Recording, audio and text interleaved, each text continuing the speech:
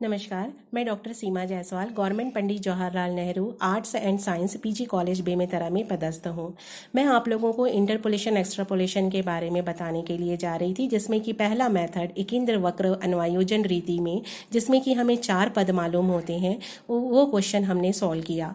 अब दूसरा जो है, अगर हमें 3 पद मालूम हो तो हमें कैसे सॉल्व करना है ये आपको देखना है। जैसा कि आपको मालूम है कि डेथ रेट जो होती है वो हमारी वाई सीरीज होती है, और x जो है, जब 4 पद मालूम होते हैं तो हमारे पास जो उसको ज्ञात करना था उसी से ही हमने पदों का विचलन ज्ञात किया। लेकिन यहाँ पर 1991 जो है वो हमको क्वेश्चन मार्क है, ये हमें ज्ञात करना है। तो 1991 को लेकर के पदों से विचलन हमें ज्ञात नहीं करना है, हमें वो वाली वैल्यू लेनी है जिसमें कि हमें y की वैल्यू मालूम हो। तो यहाँ पर इस क्वेश्चन में 1992 को हम लेकर के पदों से विचलन जो है वो ज्ञात करेंगे। तो ये 0 होगा, ये -1 होगा, ये -2 होगा और ये +2 होगा। जब हमारे पास 3 पद मालूम होते हैं तो y = a + bx + cx², ये हमारा फॉर्मूला होता है। जब हमारे पास 4 पद मालूम होते हैं प्लस dx³ तक हम ले सकते हैं। तो y = पहला इक्वेशन में वैल्यू पुटअप करते हैं, 1800 a + b × -2 + c × -2 का होल स्क्वायर। तो 1800 = a - 2b + 4c, ये फर्स्ट इक्वेशन हुआ। सेकेंड इक्वेशन इज y की वैल्यू तो नहीं मालूम है, a + b × -1 + c × -1 का होल स्क्वायर। तो y = a - b + c, ये सेकेंड इक्वेशन है। जब हमारे पास हमको y की वैल्यू कैलकुलेट करनी है, जब हमारे पास a b c तीनों की वैल्यू कैलकुलेट हो जाएगी और जब हम इस इक्वेशन को सॉल्व करेंगे तो y की वैल्यू हमें मालूम हो जाएगी। थर्ड इक्वेशन, y की वैल्यू 1950 है, = a + b × 0 + c × 0 का होल स्क्वायर। तो 1950 = a। यहाँ पर हमको एक इक्वेशन का आंसर मालूम हो गया, a = 1950 है। अब b और c की वैल्यू हमको कैलकुलेट करनी है। अब नेक्स्ट इक्वेशन जो है 2000 = a + b × 2 + c × 2 का होल स्क्वायर। तो 2000 = a + 2b + 4c, ये आपका फोर्थ इक्वेशन। अब इक्वेशन को देख करके यहाँ पर पता चल रहा है कि फर्स्ट इक्वेशन और फोर्थ इक्वेशन में सिमिलरिटी है, क्योंकि हमें तीनों की वैल्यू जो है यहाँ पर है और हमारे पास y की वैल्यू भी है। तो इक्वेशन हम फर्स्ट एंड फोर्थ को सॉल्व करते हैं।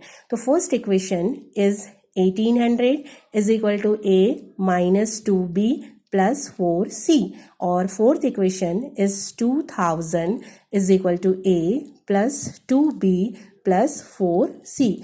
अब यहाँ पर इक्वेशन से हम प्लस माइनस करें तो ये तो हमारा कैंसिल हो गया, और जब हम इसको प्लस करते हैं तो 3800 = 2a + 8c, ये हमारा इक्वेशन क्या हुआ, इक्वेशन हमारा 5 हुआ। लेकिन a की वैल्यू हमें मालूम है तो c की वैल्यू ऑटोमेटिक हमारा कैलकुलेट हो जाएगा। तो एज ए सिचुएशन में हम a की वैल्यू यहीं पुटअप कर देते हैं और c की वैल्यू कैलकुलेट कर लेते हैं।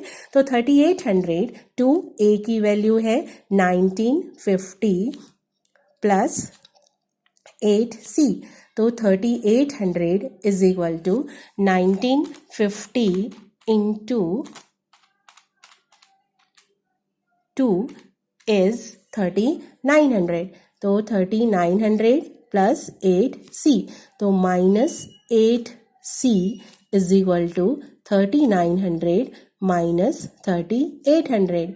तो 8c = 100। तो यहाँ पर c = 100 - 8, तो c = आंसर आया डिवाइड करने से 12.5। अब हमारे पास a और c की वैल्यू जो है वो कैलकुलेट हो गई है, तो हम फर्स्ट इक्वेशन में वैल्यू पुटअप करते हैं जिसमें कि हमको फिर b की वैल्यू भी कैलकुलेट हो जाएगी। तो first equation is 1800 = a -2b + 4c। आप फोर्थ इक्वेशन में भी वैल्यू पुटअप कर सकते हैं, तो आपकी वैल्यू जो है वो कैलकुलेट हो जाएगी। हम फर्स्ट इक्वेशन में कैलकुलेट वैल्यू पुटअप करके देख रहे हैं।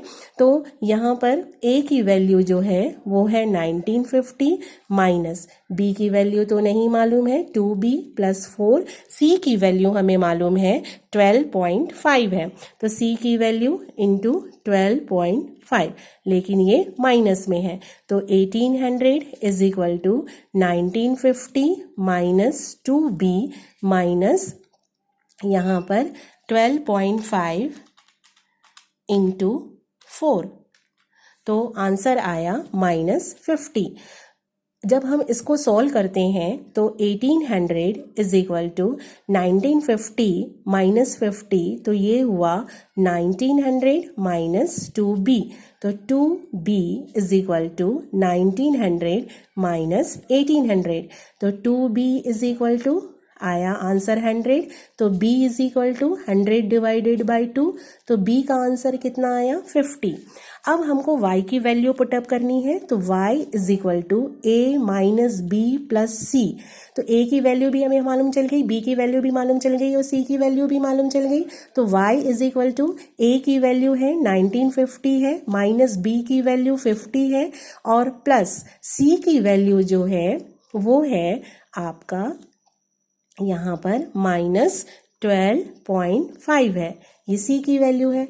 तो y इज इक्वल टू, जब हम इसको सॉल्व करेंगे 1950 माइनस 50 माइनस 12.5, तो यहाँ पर आंसर आएगा 1887.5, तो y इज इक्वल टू 1888, ये आपकी y की वैल्यू जो है वो कैलकुलेट होगी।